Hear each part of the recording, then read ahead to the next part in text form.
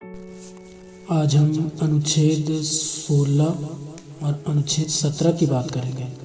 इन दोनों अनुच्छेद में खास बात है, एक में अनुच्छेद 16 में दिया गया है लोक नियोजन के विषय में अवसर की समता, और 17 में दिया गया है अस्पृश्यता का अंत।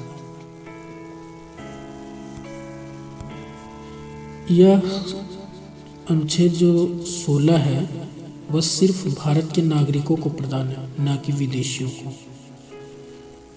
इसमें संविधान के अनुच्छेद 16 का 1 व 16 का 2 राज्य के अधीन किसी पद या अन्य नियोजन में नियुक्त के विषय में सभी नागरिकों को समान अवसर प्रदान करता है।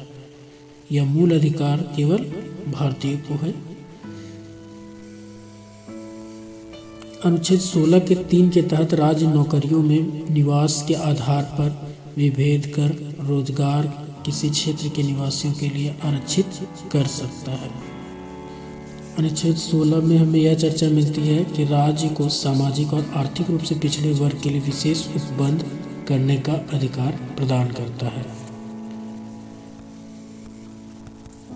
हमें जानते हैं कि जनरल कैटेगरी के लिए आरक्षण नहीं है, SC, ST, OBC के लिए कुछ आरक्षण का प्रावधान है, और यही अनुच्छेद 16 का जो 4 है इसी में इसका प्रावधान है कि पिछड़े वर्ग और आर्थिक रूप से जितने पिछड़े वर्ग के लोग हैं उन लोगों को आरक्षण देने का प्रावधान 16 के 4 अनुच्छेद में मिलता है। अनुच्छेद 16 की बात करने के बाद हम बात करेंगे अनुच्छेद 17।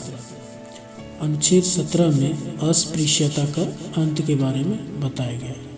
समाज में समानता को और अधिक व्यवहारिकता प्रदान करने के लिए अनुच्छेद 17 समाज में अस्पृश्यता को समाप्त करके छुआछूत के व्यवहार को दंडनीय अपराध घोषित करता है।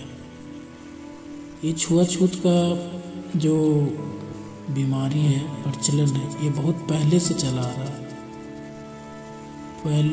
पहले जब कानून नहीं था तो लोग निम्न जाति के छुआ खाना नहीं खाते थे, उनको सार्वजनिक स्थानों में प्रवेश नहीं दिया जाता था।